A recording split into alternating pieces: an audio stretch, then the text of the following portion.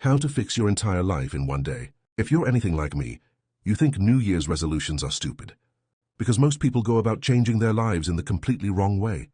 They create these resolutions because everyone else does.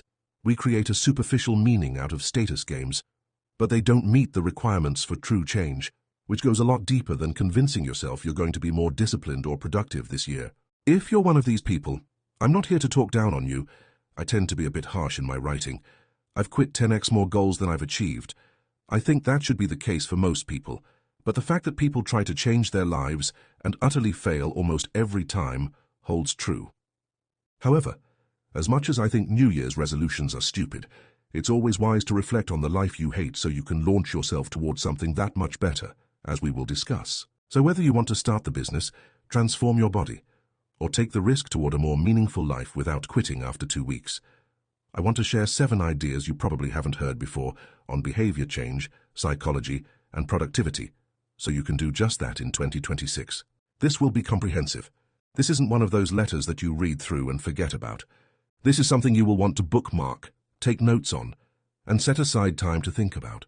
The protocol at the end, to dig deep into your psyche and uncover what you truly want in life, will take about a full day to complete, with effects that last far longer than that. Let's begin. So you aren't where you want to be because you aren't the person who would be there. When it comes to setting big goals, people tend to focus on one of the 2 requirements for success. 1. Changing your actions to make progress toward the goal. Least important, second order. Twice, changing who you are so that your behavior naturally follows. Most important, first order.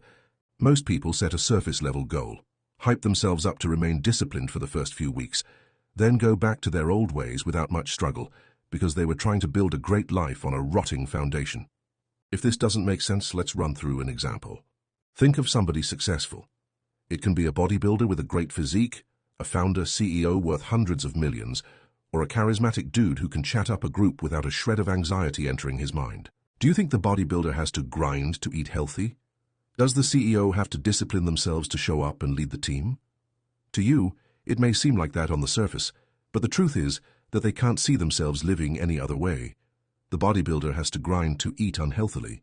The CEO has to force themselves to lie in bed past their alarm clock, and they hate every second of it. There is nuance here, just entertain me for a second.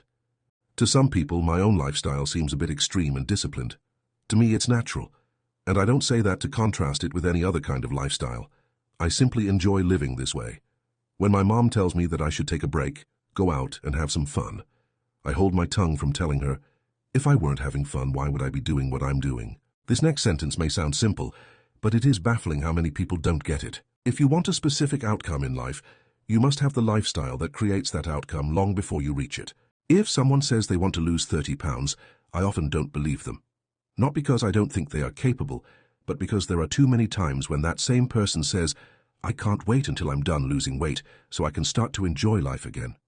I hate to break it to you, but if you don't adopt the lifestyle that led to you losing the weight for life and find a reason with a higher gravitational pull than the one tying you to your previous ways, then you will go straight back to where you started, and you can unhappily say that you wasted the resource you will never get back. Time. When you truly change yourself, all of your habits that don't move the needle toward your goal become disgusting, because you have a deep and profound awareness of what kind of life those actions compound into. You are okay with your current standards, because you are not fully aware of what they are or what they lead to. We will discuss how to uncover this, but we need to build up to that. You say you want to change. You say you want to become financially free and get healthy, but your actions show otherwise for a reason, and it goes a lot deeper than you think. 2. You aren't where you want to be because you don't want to be there. Trust only movement. Life happens at the level of events, not of words. Trust movement. Alfred Adler.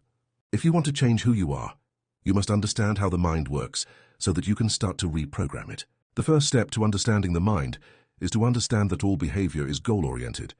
It's teleological. When you think about it, this is kinda obvious. But when we dig into it, most people don't want to hear it. You take a step forward because you want to reach a certain location. You scratch your nose because you want to make the itch go away. Those ones are clear, but most of the time your goals are unconscious. You may not realize that when you sit on the couch in the middle of the day, you're trying to burn time before your next responsibility, as one simple example. On an even more unconscious and complex level, you pursue goals that can harm you, but you justify your actions in a way that is socially acceptable and doesn't make you seem like a loser. As an example, if you can't stop procrastinating your work, you may justify it with the fact that you lack discipline, but in reality, you are attempting to achieve a goal like you always are. In this case, that goal could be to protect yourself from the judgment that comes from finishing and sharing your work. If you say you want to quit your dead-end job, but stay in it without any real reason, you may start to think you don't have enough courage, or that you were never really a risk-taker, but the truth is that you are pursuing the goal of safety, predictability, and an excuse to not look like a failure to everyone else in your life, who sees working a dead-end job as a sign of success. The lesson here is that real change requires changing your goals. I don't mean setting some surface-level goal, because the act of doing that serves an unconscious goal that is actually harming you. That's been ran through enough in the productivity space. I mean changing your point of view, because that's what a goal is. A goal is a projection into the future that acts as a lens of perception which allows you to notice information, ideas, and resources that aid in you achieving that goal. Now let's dig a bit deeper, because if you don't understand this, it only becomes more difficult to get out. I send out letters like these 1 to 2x a week. If you don't want to miss them, join here. You can also read my book free, other letters, etc. Thus, you aren't where you want to be because you're afraid to be there. The important thing for you to remember is that it does not matter in the least how you got the idea or where it came from. You may never have met a professional hypnotist. You may never have been formally hypnotized. But if you have accepted an idea from yourself, your teachers, your parents, friends, advertisements, from any other source, and further, if you are firmly convinced that idea is true, it has the same power over you as the hypnotist's words have over the hypnotized subject. Maxwell Maltz. Here's how you've become who you are today, and how you will become who you will be tomorrow. This is the anatomy of identity. 1. You want to achieve a goal. 2. You perceive reality through the lens of that goal, so you only notice important information and ideas that allows you to achieve that goal. Learning. 4. You act toward that goal and receive feedback that you are progressing toward it. 5. You repeat that behavior until it becomes automatic and unconscious. Conditioning. Now that behavior becomes a part of who you think you are. I'm the type of person who... 7. You defend your identity to maintain psychological consistency. 8. Your identity shapes new goals, restarting the cycle, and if that identity is disadvantageous toward a good life, this gets bad very quick. The unfortunate reality is that you must break the cycle between steps 6 and 7, but this process starts when you are a child. You have the goal of survival. You are dependent on your parents to teach you how to survive. You had to conform. And since the way most people teach is through reward and punishment, unless you adopt their beliefs and values, you will be punished. You don't actually think for yourself until you see through this. But your parents have also gone through this process throughout their entire lives. That's where it can get dangerous. Your parents, unless they broke the pattern themselves, were conditioned by the culturally accepted ideas of success from the industrial age. They also carry the best and worst conditioning from their parents and their parents' parents. To take it a layer deeper, once you fulfill your physical survival needs, which is quite easy to do in today's world, you're practically born into safety, you start to survive on the conceptual or ideological level. You may not try to protect and reproduce your body, but you absolutely protect and reproduce your mind. It's not difficult to see the war of ideas on the internet, and the participants are individual and group identities. When your body feels threatened, you go into fight or flight. When your identity feels threatened, the same thing happens. If you are heavily identified with a political ideology, by the process we talked about just before, you will feel threatened when someone challenges your beliefs. You literally feel the stress. You feel emotionally like you were just slapped in the face. Since most people don't analyze their emotions for truth, you tend to get stuck in echo chambers and double down on claims that harm yourself and others. If you were raised in a religious household and did not think for yourself, you will fight and attack others who threaten your psychological safety within that little bubble. The same thing happens when you unconsciously see yourself as a lawyer, a gamer, or somebody else who would not take the actions to achieve a better life. Ivy, the life you want lies within a specific level of mind. The mind evolves through predictable stages over time. When you're born, you're like a little survival sponge that absorbs whatever beliefs you can, which are heavily dictated by your culture, so that you can feel safe and secure. And if you don't be careful, your mind may crystallize, and it may make it difficult to live a meaningful life. This has been documented enough in models like Maslow's hierarchy, Greuter's stages of ego development, spiral dynamics, and integral theory, each building off of one another, but it's also not difficult to observe in society. I've talked about these many times and synthesized them into my own Human 3.0 model with various AI prompts to uncover your level of development and a path forward, open in a tab to read after if you'd like. But here's the 80-20 of the 9 stages of ego development as a refresher, because repetition helps reveal things you didn't notice before, and there are new people reading these letters. 1. Impulsive. No separation between impulse and action. Black and white thinking, i.e. a toddler hits when angry, because the feeling and the behavior are the same thing. 2. Self-protective. The world is dangerous and you learn to look out for yourself, i.e. a kid learns to hide report cards, lie about chores, and figure out what adults want to hear. 3. Conformist. You are your group and its rules feel like reality itself, i.e. someone who genuinely cannot fathom why anyone would vote differently than their family or group. 4. Self-aware. You notice you have an inner life that doesn't match the exterior, i.e. sitting in church and realizing you're not sure you believe what everyone around you seems to believe, but not knowing what to do with that feeling yet. 5. Conscientious.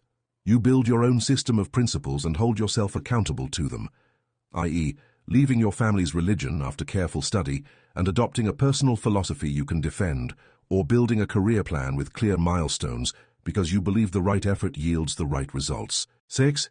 Individualist.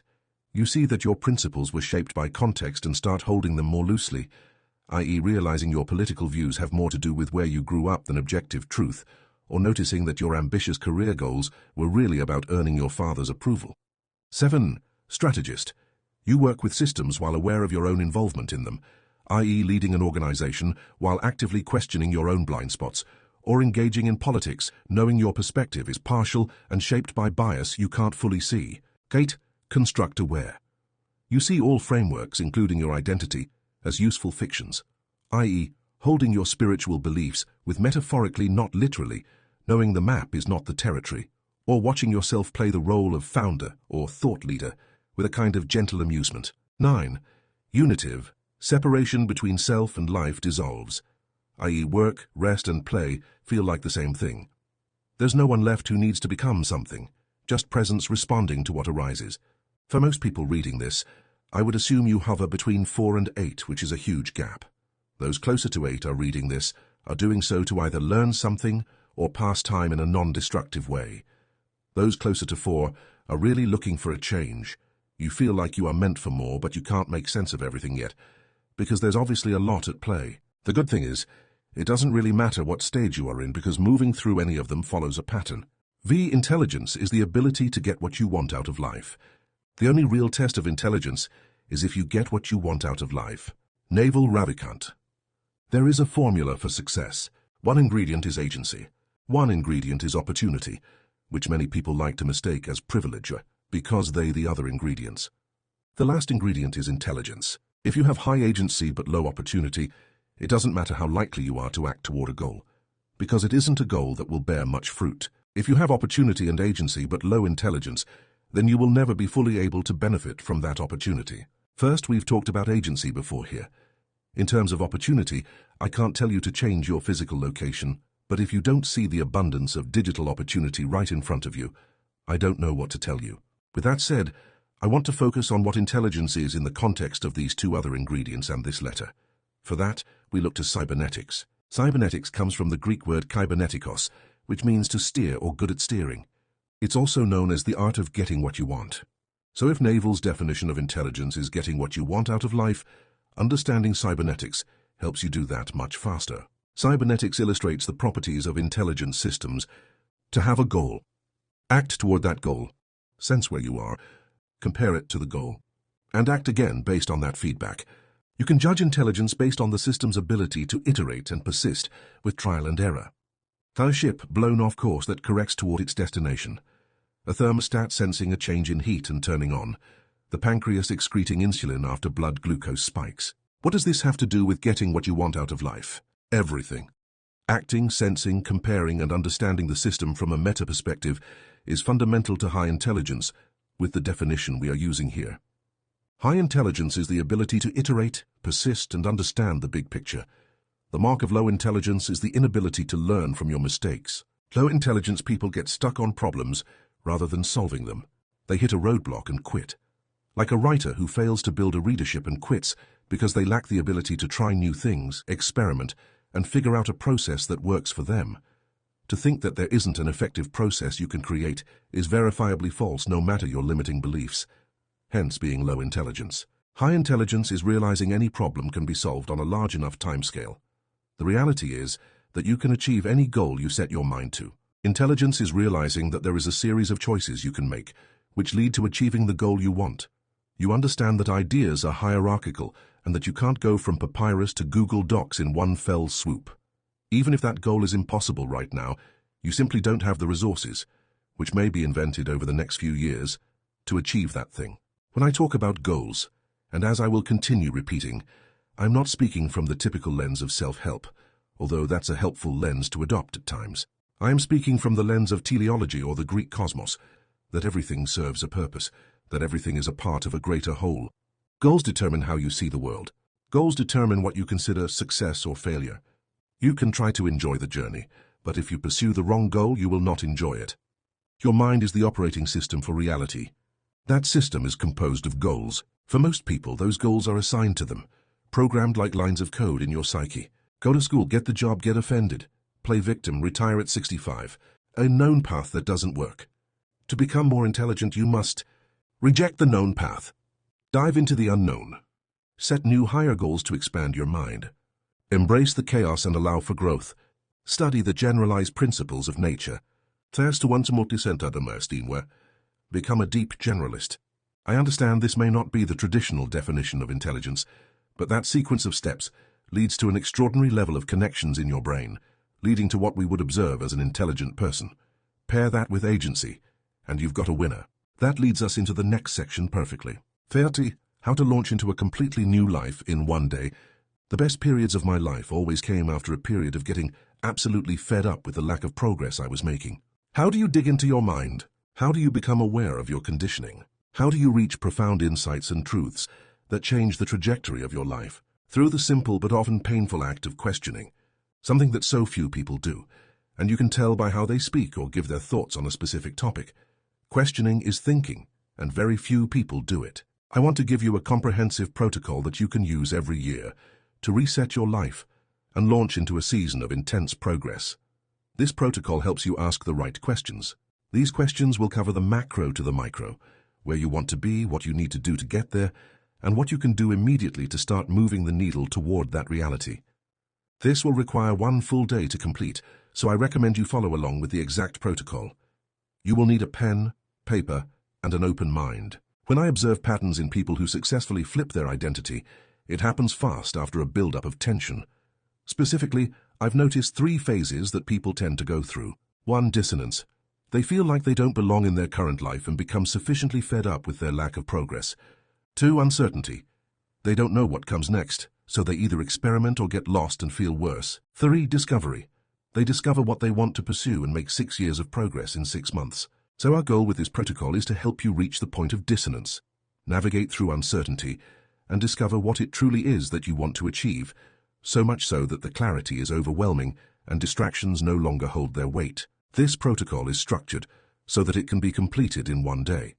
In the morning, you do a psychological excavation to uncover your own hidden motives. During the day, you prompt yourself with interrupts to keep you out of autopilot and contemplate your life. At night, you synthesize the insights into a direction you will start to move in tomorrow.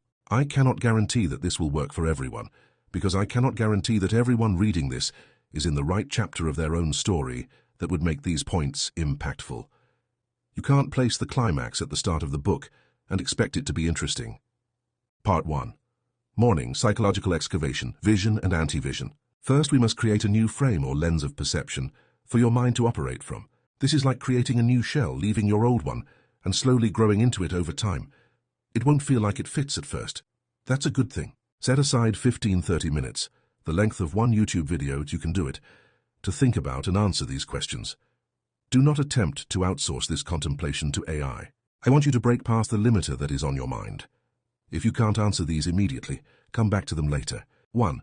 What is the dull and persistent dissatisfaction you've learned to live with? Not the deep suffering, but what you've learned to tolerate. If you don't hate it, you will tolerate it. 2. What do you complain about repeatedly but never actually change? Write down the 3 complaints you've voiced most often in the past year. 3. For each complaint, what would someone who watched your behavior, not your words, conclude that you actually want? 4. What truth about your current life would be unbearable to admit to someone you deeply respect? Those questions are meant to make you aware of the pain in your current life. Now we need to turn those into what I call an anti-vision, which is a brutal awareness of the life you do not want to live. That way, you can use that negative energy to aim your efforts in a positive direction and act from a place of intrinsic motivation. 1. If absolutely nothing changes for the next 5 years, describe an average Tuesday. Where do you wake up? What does your body feel like? What's the first thing you think about? Who's around you? What do you do between 9 a.m. and 6 p.m.? How do you feel at 10 p.m.? 2. Now do it, but for 10 years. What have you missed? What opportunities closed? Who gave up on you? What do people say about you when you're not in the room? 3. You're at the end of your life. You lived the safe version. You never broke the pattern. What was the cost? What did you never let yourself feel, try, or become? 4. Who in your life is already living the future you just described? Someone 5, 10, 20 years ahead on the same trajectory. What do you feel when you think about becoming them? 5. What identity would you have to give up to actually change? I am the type of person who... What would it cost you socially to no longer be that person? 6. What is the most embarrassing reason you haven't changed? The one that makes you sound weak, scared, or lazy, rather than reasonable. 7. If your current behavior is a form of self-protection, what exactly are you protecting, and what is that protection costing you? If you answered those truthfully, and if you are in the right chapter of your life, you will feel a deep sense of dis-ease and possibly disgust for how you are currently living. Now, we need to orient that energy in a positive direction. We need to create a minimum viable vision, because your vision is like a product. It starts out unclear, but with time and experience, it grows stronger and more potent. 1. Forget practicality for a minute. If you could snap your fingers and be living a different life in 3 years, not what's realistic, what you actually want. What does an average Tuesday look like? Same level of detail as question 5. 2. What would you have to believe about yourself for that life to feel natural rather than forced? Write the identity statement. I am the type of person who... 3. What is one thing you would do this week if you were already that person? Answer all of those first thing in the morning tomorrow. Part 2. Throughout the day, interrupting autopilot, breaking unconscious patterns. These journaling exercises are cute, but we want real change. Frankly, that's not going to happen if you don't break the current unconscious patterns that are keeping you the same. Throughout the day, I want you to contemplate on everything you journaled in part 1. Beyond that, I don't want you to forget to contemplate. Please take this seriously. You aren't going to change by doing the same thing for the rest of your life. You need to consciously force a pattern break. Take the time right now to create reminders or calendar events in your phone. Include the question in the reminder or event so that you can immediately start thinking about it. The more random and non-conflicting with your schedule there are, the better. 11 a.m. What am I avoiding right now by doing what I'm doing? 1:30 p.m. If someone filmed the last 2 hours, what would they conclude I want from my life? 3:15 p.m. Am I moving toward the life I hate or the life I want? 5:00 p.m. What's the most important thing I'm pretending isn't important? 7:30 p.m. What did I do today out of identity protection rather than genuine desire? Hint, it's most things you do. 9 p.m. When did I feel most alive today? When did I feel most dead? To add a bit more fuel to the fire, schedule these questions during times where you are either commuting, walking, or lying around. What would change if I stopped needing people to see me as the identity you wrote in question 10? Where in my life am I trading aliveness for safety? What's the smallest version of the person I want to become that I could be tomorrow? Part 3, evening. Synthesizing insight, entering a season of progress. If you followed that process, I would be surprised if you didn't have at least one profound insight that could alter the course of your life. Now, we need to make those known, integrate them into who we are, and act on them to begin solidifying our journey to a new level of mind. 1. After today, what feels most true about why you've been stuck? 2. What is the actual enemy? Name it clearly. Not circumstances, not other people. The internal pattern or belief that has been running the show. 3. Write a single sentence that captures what you refuse to let your life become. This is your anti-vision compressed. It should make you feel something when you read it. 4. Write a single sentence that captures what you're building toward, knowing it will evolve. This is your vision MVP. Lastly, we need to create goals.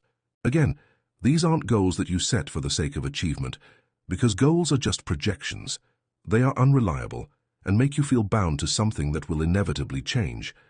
Instead, think of goals as a point of view, a lens that you can exchange to enter the right state of mind to perform the action that will lead away from the life you don't want. Do not worry about some kind of finish line, because as we will find, it doesn't exist. Enjoyment is found in progress. 1. 1-year lens. What would have to be true in 1 year for you to know you've broken the old pattern? One concrete thing. 2. 1-month lens. What would have to be true in 1 month for the 1-year lens to remain possible? 3. Daily lens. What are 2 to 3 actions you can time block tomorrow that the person you're becoming would simply do? That was a lot. Hopefully it was helpful. But we have one last piece to lock it all in. Stick with me. 17. Turn your life into a video game. The optimal state of inner experience is one in which there is order in consciousness. This happens when psychic energy or attention is invested in realistic goals and when skills match the opportunities for action. The pursuit of a goal brings order in awareness, because a person must concentrate attention on the task at hand and momentarily forget everything else. You now have all of the components that lead to a good life.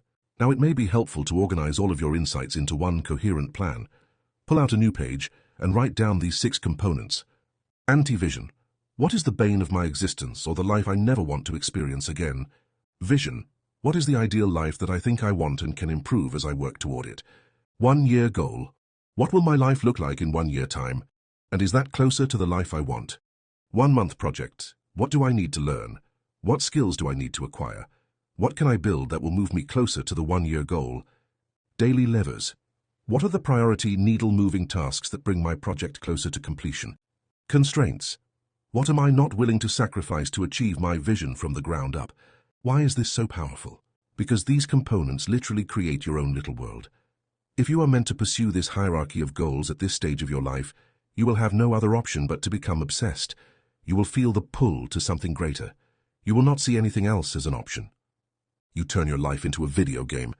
Because games are the poster child for obsession, enjoyment, and flow states. They have all the components that lead to focus and clarity, so if we reverse engineer what those components are, we can live in a state of deeper enjoyment, less distractions, and more success. Your vision is how you win, at least until the game evolves. Your anti-vision is what's at stake. What happens if you lose or give up? Your 1-year goal is the mission. This is your sole priority in life. Your 1-month project is the boss fight, how you gain XP and acquire loot. Your daily levers are the quests, the daily process that unlocks new opportunities. Your constraints are the rules, the limitations that encourage creativity. All of these act as a concentric set of circles, like a force field, that guard your mind from distractions and shiny objects. The more you play the game, the stronger this force becomes, and soon enough it becomes who you are, and you wouldn't have it any other way.